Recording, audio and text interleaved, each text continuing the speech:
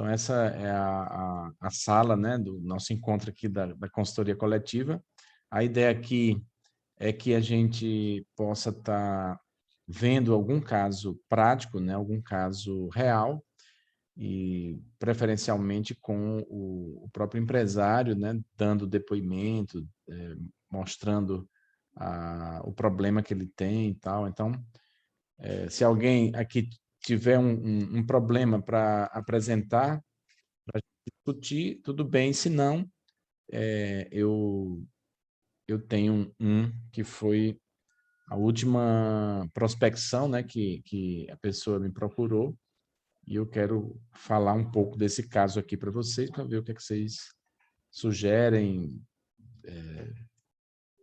indicam, né, o que é que a gente poderia fazer para esse cliente, para esse possível cliente. Tudo bem? Alguém tem alguma sugestão, alguma dúvida de algum empreendimento que seu mesmo, né? Eu tenho um negócio e queria tirar uma dúvida, ou então de algum conhecido seu, de algum amigo. Ninguém?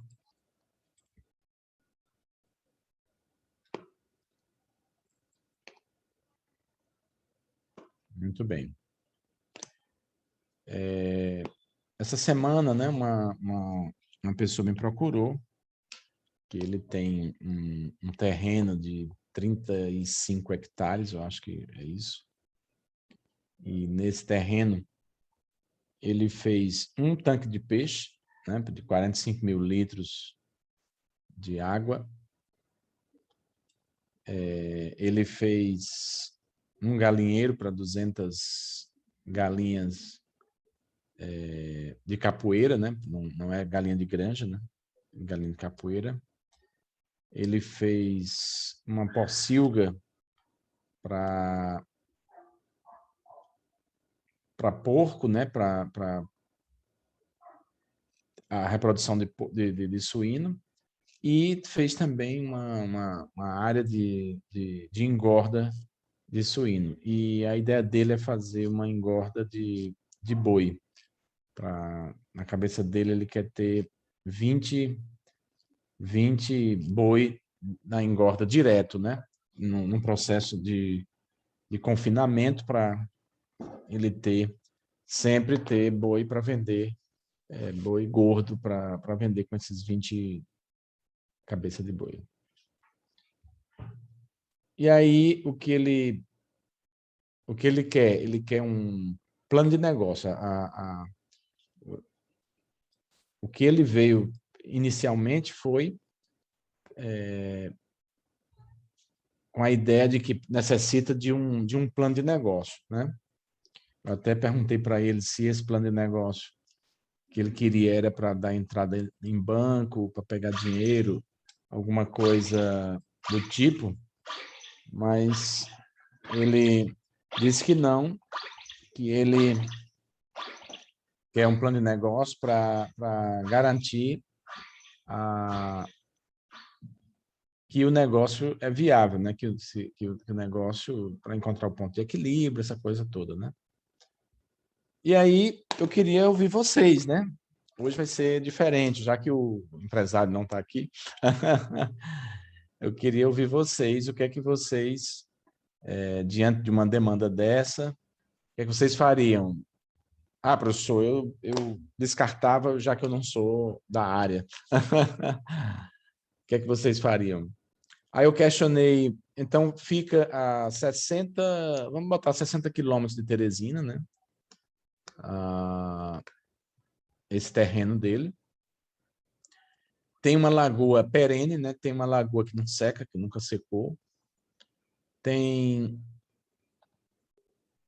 estrada, e parece-me que tem 5 quilômetros só de estrada de chão, mas ele disse que é uma estrada de chão boa.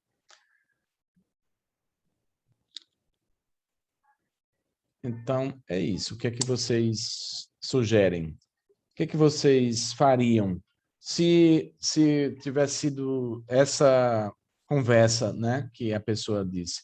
Aí eu questionei para eles o que era que já estava feito. Ele disse que que é muito caprichoso nas coisas dele e lá fez tudo de primeira, não tem nada de segunda, tudo na madeira de primeira e tudo. Inclusive, eu vou visitar esse cliente no domingo, né? Depois de amanhã. Combinei com ele que domingo de manhã a gente iria lá para conhecer esse terreno, né? E o que ele já fez para eu entender melhor. Aí eu questionei se ele tinha um veterinário, já que ele vai criar animais, né? Vai precisar de um veterinário, e se ele tinha um zootecnista ou então um técnico agrícola. Aí ele tem um técnico agrícola que presta serviço para ele e tem um veterinário que está dando suporte para ele também. E aí, o que é que vocês diriam? O que é que vocês diriam para esse cliente? Se aqui quem está falando não fosse eu, fosse o cliente, e vocês, os consultores, o que é que vocês iam sugerir para esse cliente?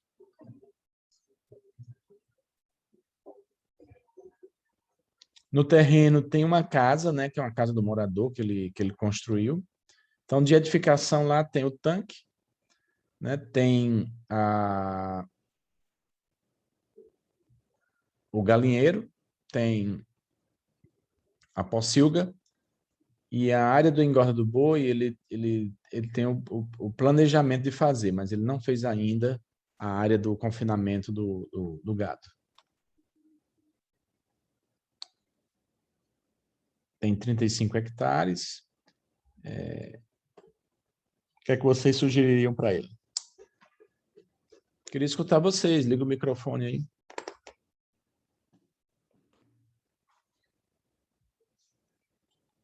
Vamos lá?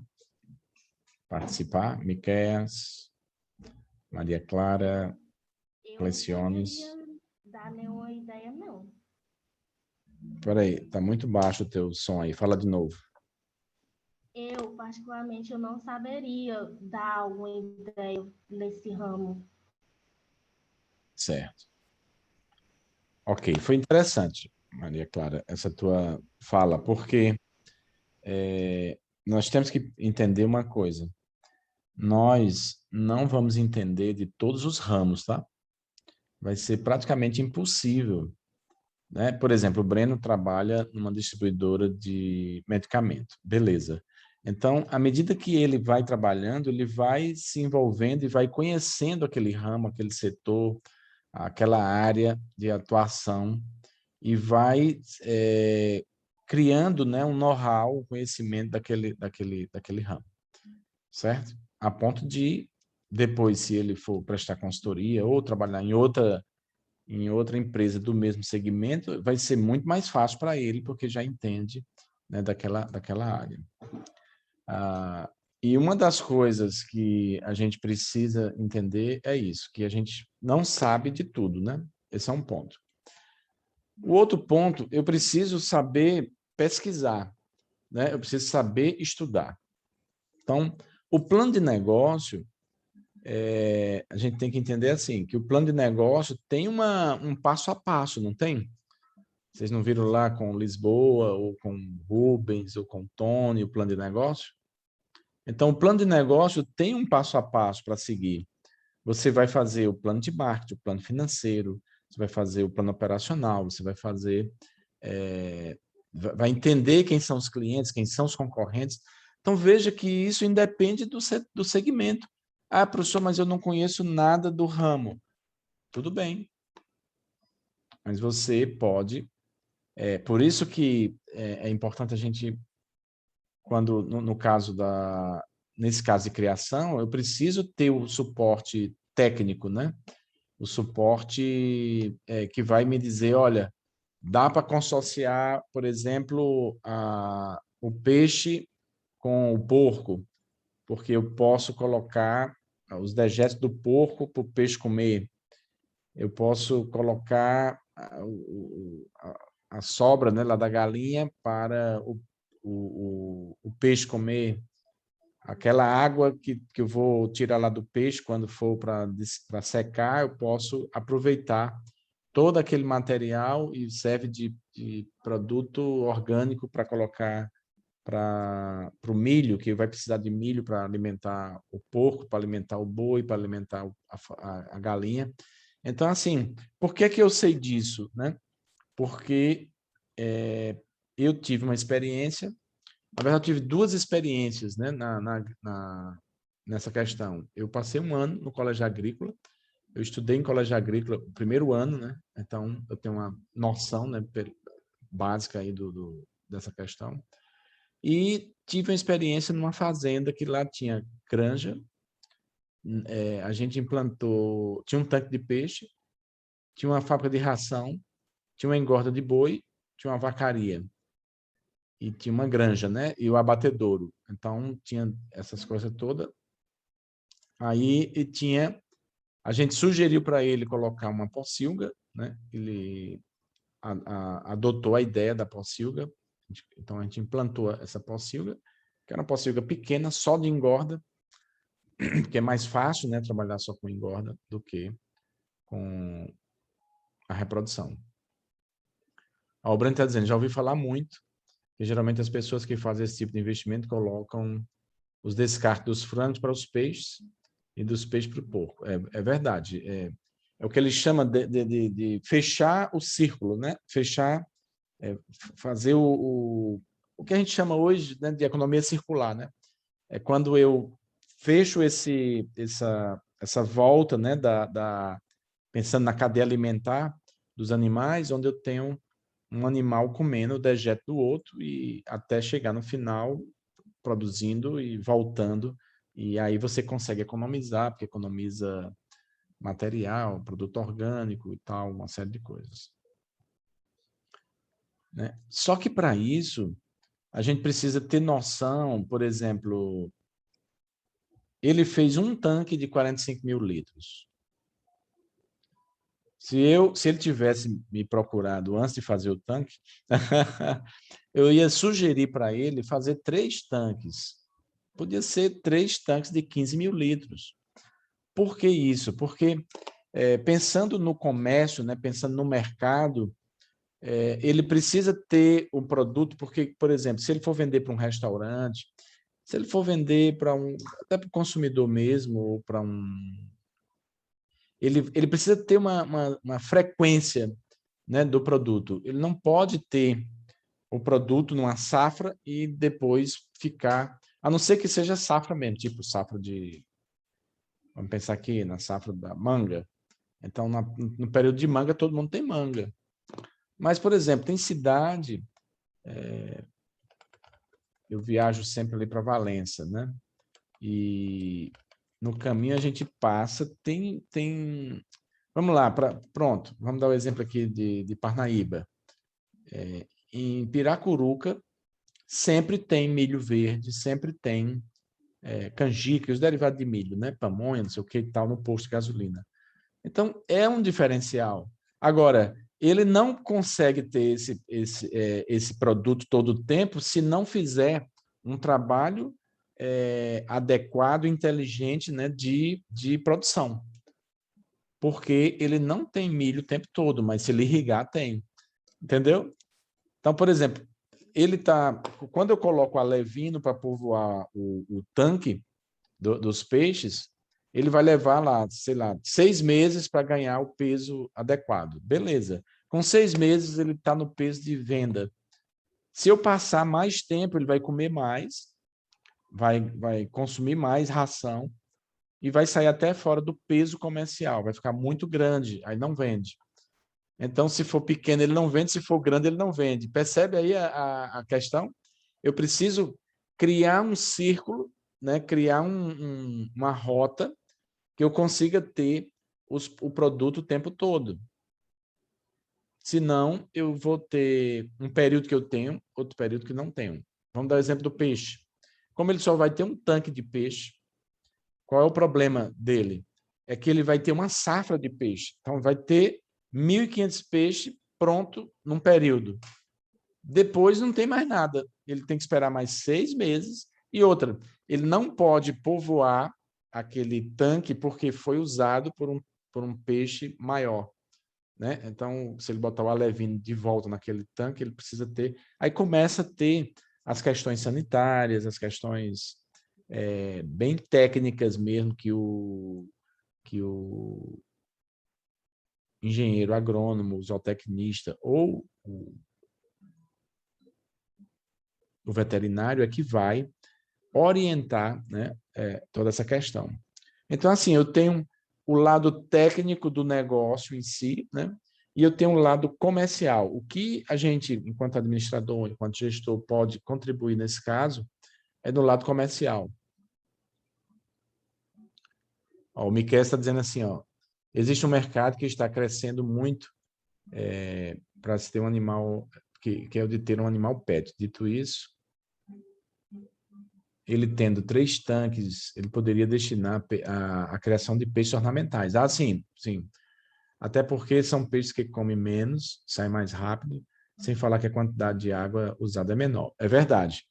Ele pode ter o peixe de cria, né, para recria, sei lá, e o peixe ornamental, que é uma coisa, viu, Miqueias, interessante. Quando eu cuidei dessa fazenda, eu fui para esse lado aí com ele, né, mas ele não quis.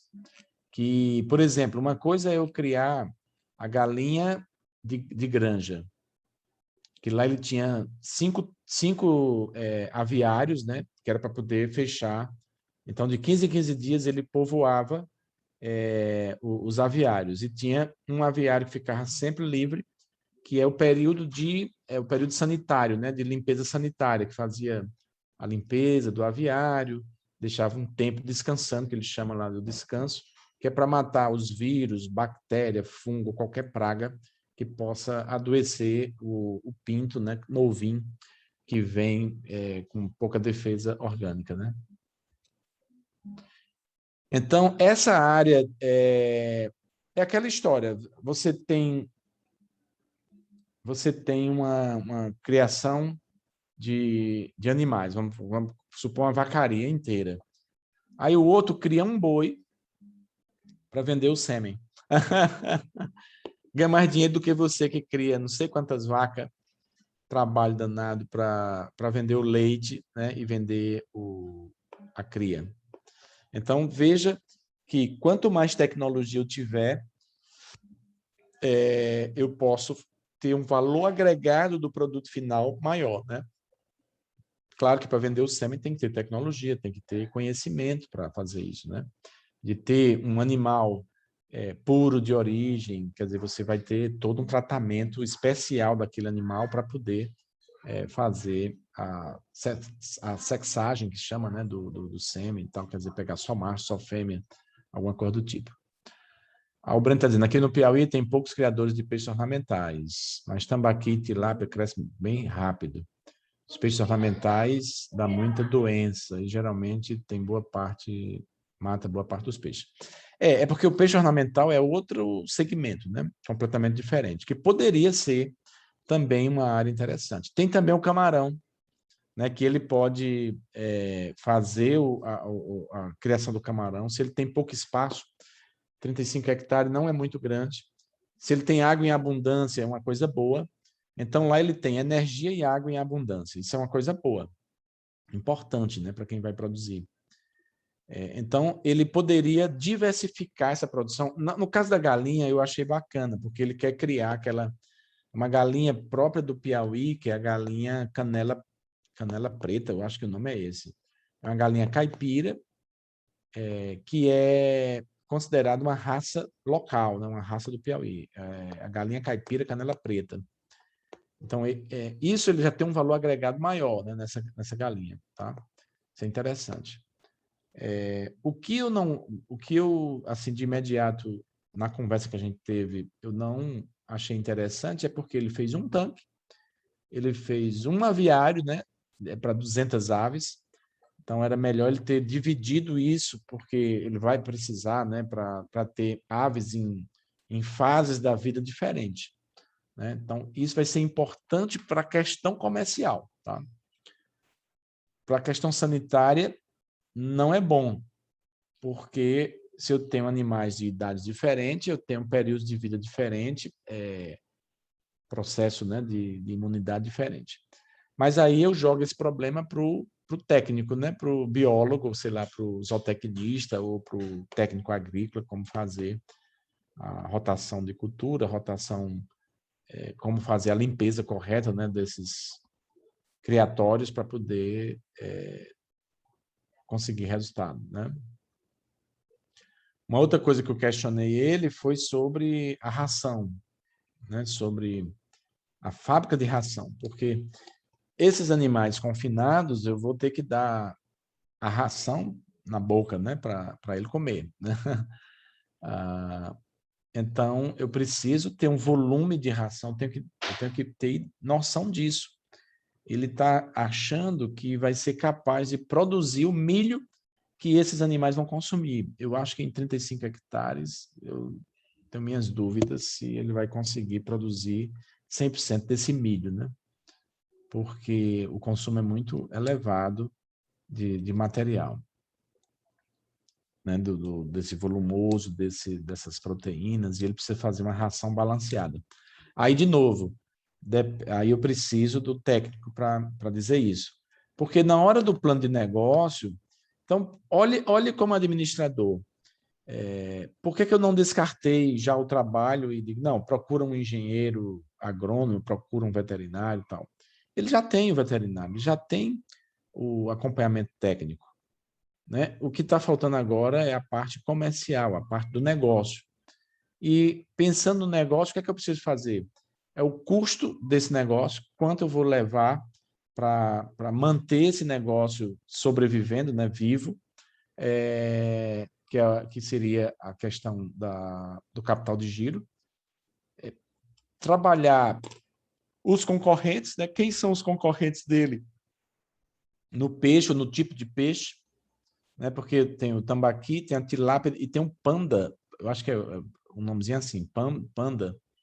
Esse panda é um peixe que tem pulmão, né? Ele respira, ele sobe na água e respira, então a água não precisa estar cheia de oxigênio, né? Ou seja, arejada, para ele sobreviver. Aí, com isso, eu consigo colocar uma população maior de peixe. Só que eu disse para ele que o panda é ruim de comercialização. É um peixe de couro, dizem que é reimoso, é um peixe com sabor diferente do tambaqui ou da tilápia, né? Eu apostaria na tilápia como uma alternativa interessante. Para ele vender já o filé da tilápia, ou a tilápia mesmo, mas para o consumidor final. Criar um canal para o consumidor final. Panga, né? O nomezinho assim. Eu até já degustei esse peixe, não achei saboroso, não achei gostoso, né? Eu achei... Não gostei. Eu acho que a tilápia mais saborosa, mais gostosa, né? E ele poderia criar, a ideia é criar um canal direto para o consumidor final, porque ele vai sair do produtor para o consumidor final, para vender a galinha caipira, para vender o ovo caipira, para vender o porco, né? Mesmo que não seja caipira, porque o porco caipira seria outro formato, né? Mas vender um porco que vai comer uma ração diferenciada, não vai comer qualquer coisa, isso pode ser interessante. É verdade, Breno. Essa é a ideia, né? Pessoal, o lucro maior é quando o produtor vende direto para o consumidor. Qual é o problema do pequeno produtor? Ele não ter o canal de vendas. Como ele não tem um canal de vendas, ele acaba vendendo para um atravessador, que é quem ganha dinheiro. Então, você vai na Ceasa, aí você vê lá o caminhão do produtor chegando, entregando aquele produto a preço literalmente de banana, né? E o atravessador ganhando dinheiro porque está vendendo aquela banana, aquele produto lá para o consumidor final. Então, quanto mais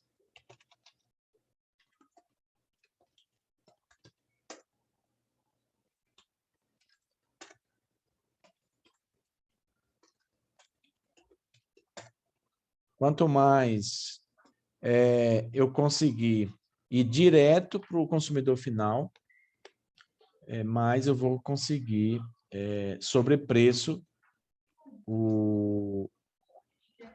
porque quem compra para revender tem que ganhar, né? Tem o lucro que ele vai ter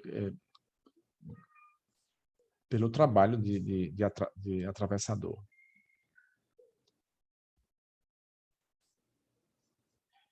É exatamente isso, Breno. O Breno está dizendo assim, geralmente o intermediário joga o preço para baixo. Exatamente.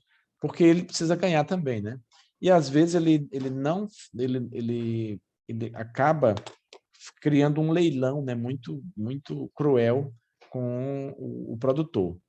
E essa questão de ter o produto o tempo todo ele é importante, então eu preciso organizar o ciclo, né, de produção de porco, de galinha, de peixe, de forma que eu sempre tenha esses produtos. Por quê? Aí eu consigo criar a freguesia, né, tornar o cliente freguês, que é aquele que retorna para comprar. Então, por exemplo, eu tenho um amigo que, inclusive, é egresso nosso da Santo Agostinho. Ele está produzindo tilápia, né? Ele é engenheiro de produção e está produzindo tilápia. Eu acho que o pai dele tinha um terreno e tal, e eu sei que ele tem essa produção de tilápia. E vende a tilápia. Então, todo tempo, às vezes que eu liguei lá, eu já comprei mais de uma vez. Um produto excelente, de excelente qualidade. E não tem loja física, é só virtual. E hoje ele não vende mais só tilápia, ele vende também outros produtos, né? Virou no lugar, era tilápias, virou pescados, né?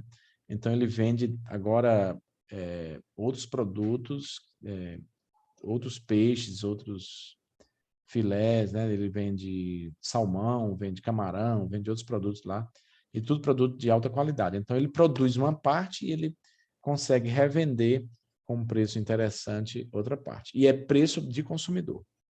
Ele vende direto para quem vai consumir. Né? Conseguiu baixar o frete, conseguiu... ele tem feito um trabalho bem interessante. Viu? O menino vai longe, porque ele está fazendo o dever de casa certinho. Né? E vendendo direto para o consumidor. Veja que quando eu penso em vender para o atravessador, eu estou pensando errado. Porque hoje eu tenho o recurso que é a internet, que é de poder mostrar, por exemplo, imagine ele abrir essa fazenda, né? Isso virar uma fazenda modelo da pessoa ir lá conhecer como é que é produzido o porco, qual é a alimentação que aquele porco específico dele lá está se alimentando, por que a carne daquele porco tem um sabor diferente, né? Então, isso é bem interessante.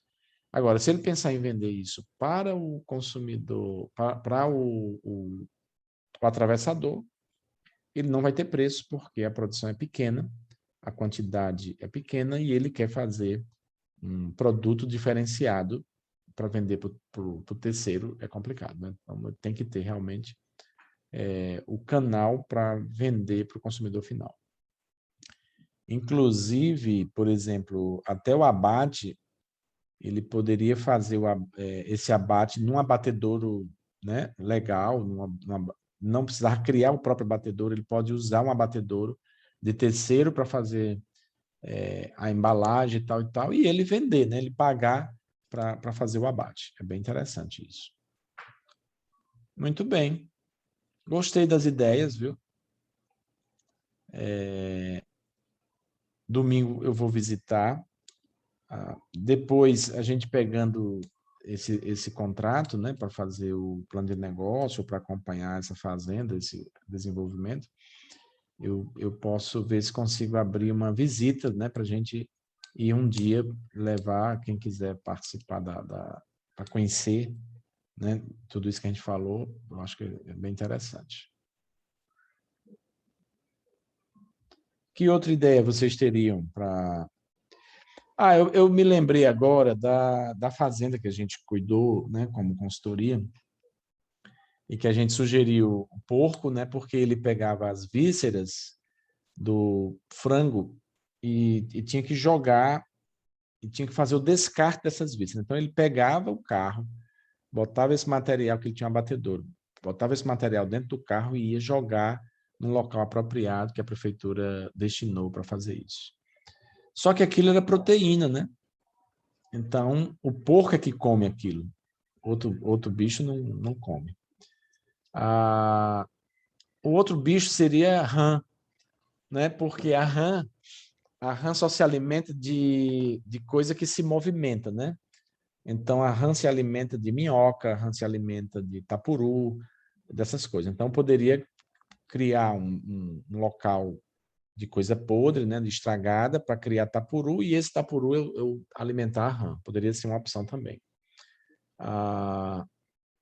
E o peixe, só que o peixe vai consumir muito pouco. Eu teria que ser um peixe carnívoro, e a quantidade que era muita carne, né, muita sobra, muita víscera jogada fora. Então, a solução foi o porco.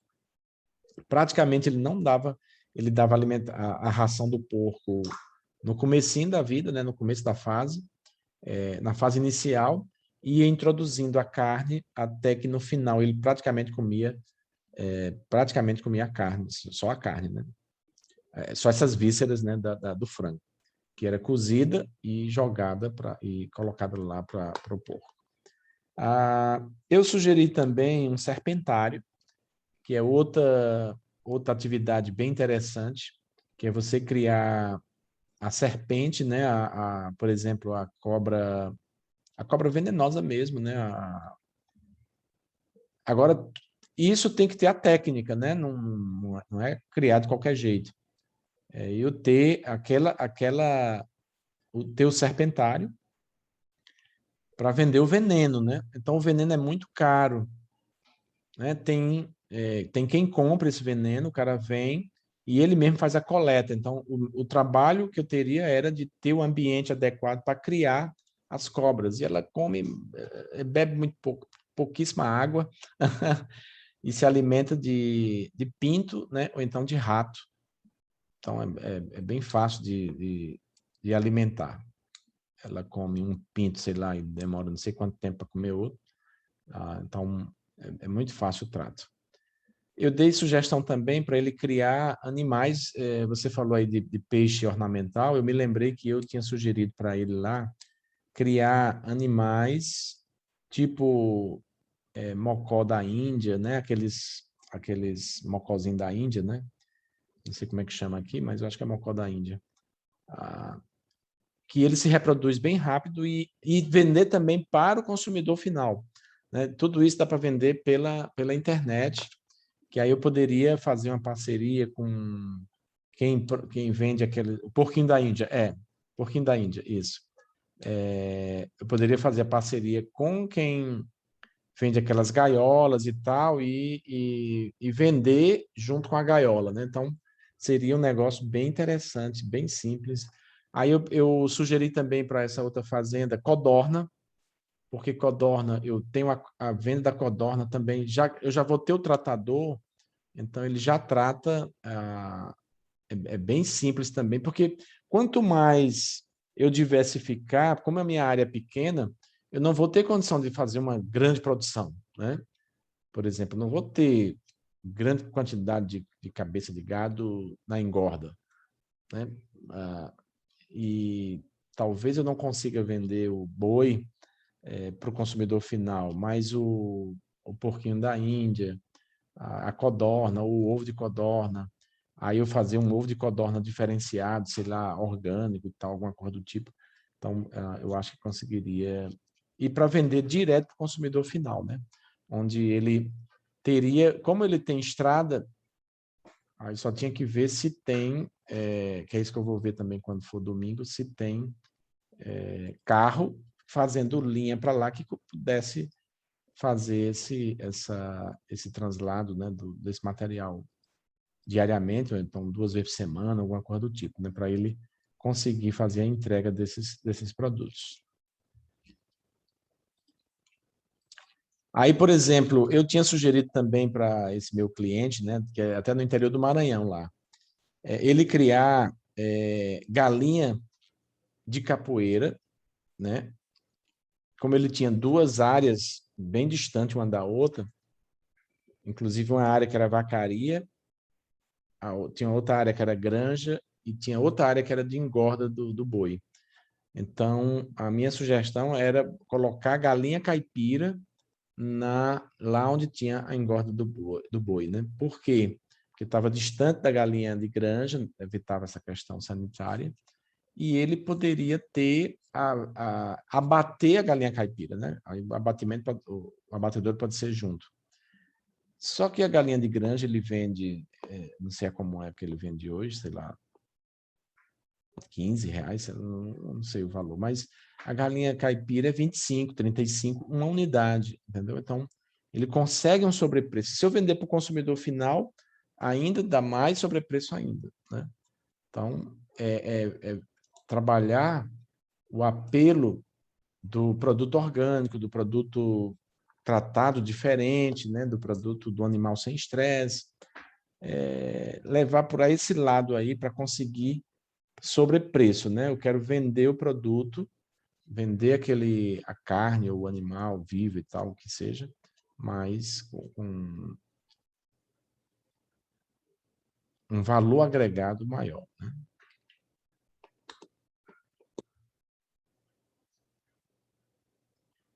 Ok. Pessoal, é isso. Quero agradecer a presença de vocês. Eu gostei da participação. E dizer assim, Maria Clara, que questionou que não saberia o que falar,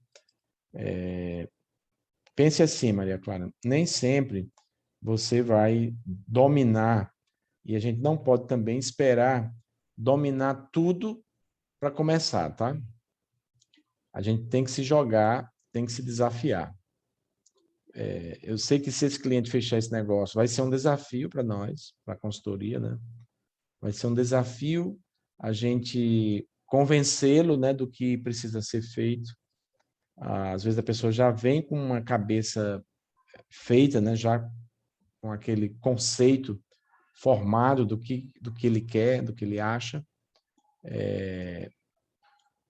E, na verdade, a gente precisa trabalhar isso, né, na gente também, de que a gente não sabe tudo e que a gente tem muito a aprender.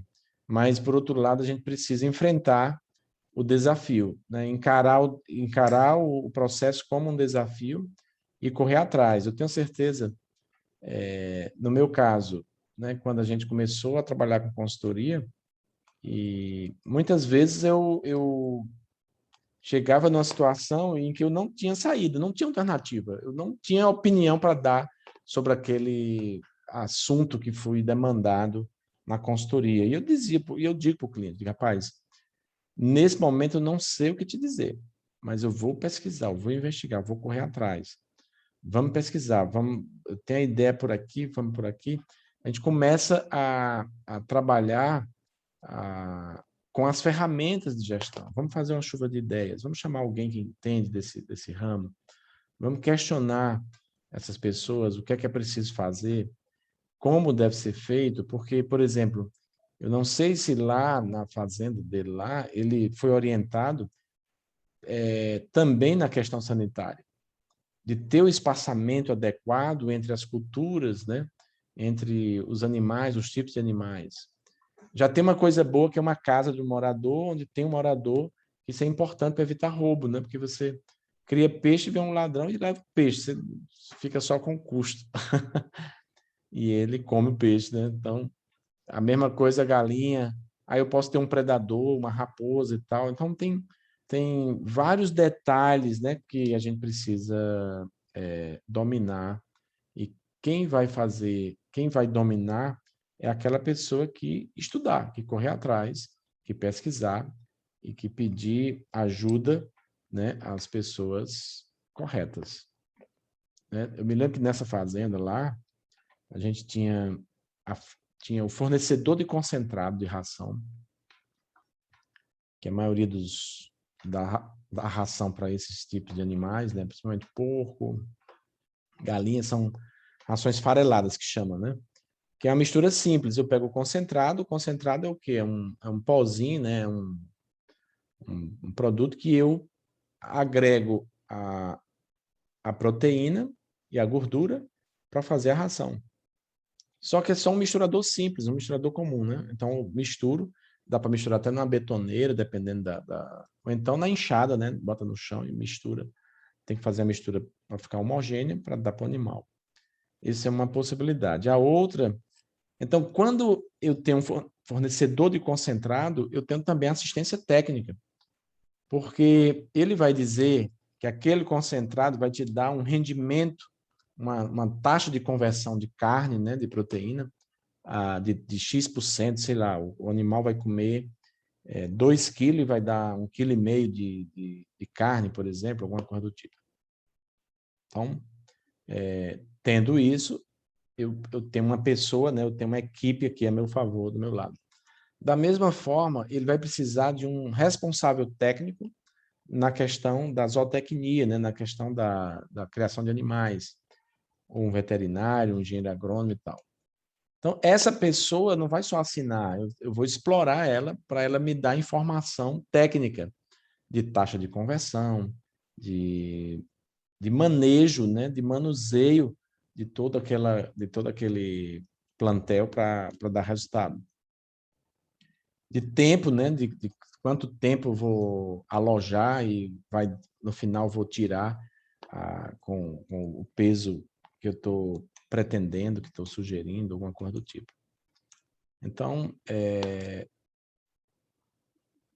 isso tem que ficar claro na cabeça da gente, porque você pode ter oportunidade numa fazenda, você pode ter oportunidade numa indústria, numa distribuidora de medicamentos, que nem o Breno, você pode ter numa fábrica de ração, sei lá, numa granja, num abatedouro, e você não vai saber de tudo. Agora, se você aplicar as técnicas corretas, você vai ter condição de entender e de dar resultado para o negócio, né? Para a empresa que te contratou, tá certo?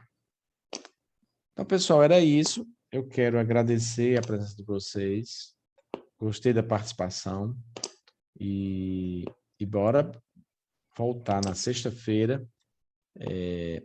Até lá, domingo eu faço a visita lá, eu acho que a gente faz a proposta e fechando o negócio, dando certo, eu quero marcar com ele lá para ele abrir para a gente fazer visita com os alunos, tá? Ou ex-alunos, sem problema. Só para a gente conhecer lá e conhecer uma consultoria na prática. Acho que vai ser bem interessante. Tudo bem? Obrigado pela presença. E agora deu certo a gravação. Daqui a pouco eu mando o link dessa gravação no grupo para